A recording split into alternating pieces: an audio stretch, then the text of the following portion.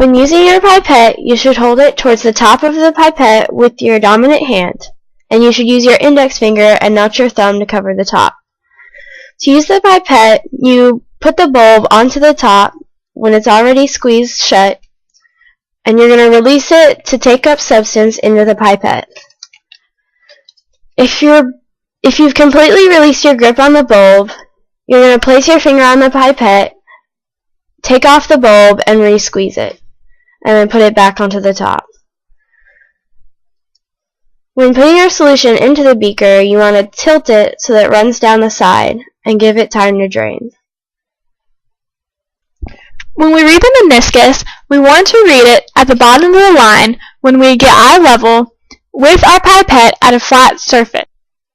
We want to make sure that we keep our pipette vertical when we are putting it into our beaker to release the solution. Before we use our solution in our pipette, we rinse it 2 times with deionized water and 3 times with our solution. We always want to make sure that we use our index finger to put over the top of the pipette and not our thumb.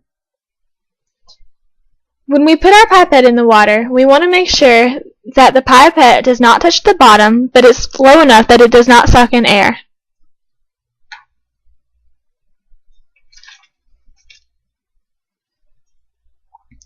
And we want to make sure that we record our initial volume, and then when we drain it into our beaker, we want to record the final volume.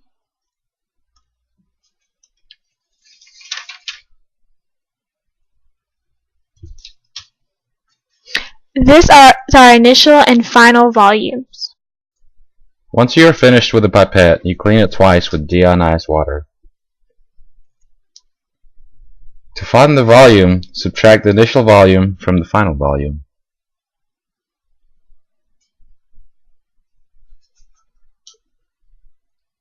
I'm so glad I have nothing to say for this whole entire part.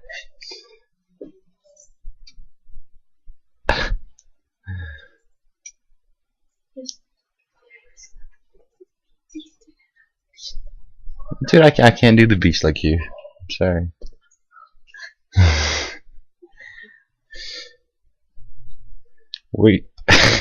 We hope you learned something during this presentation.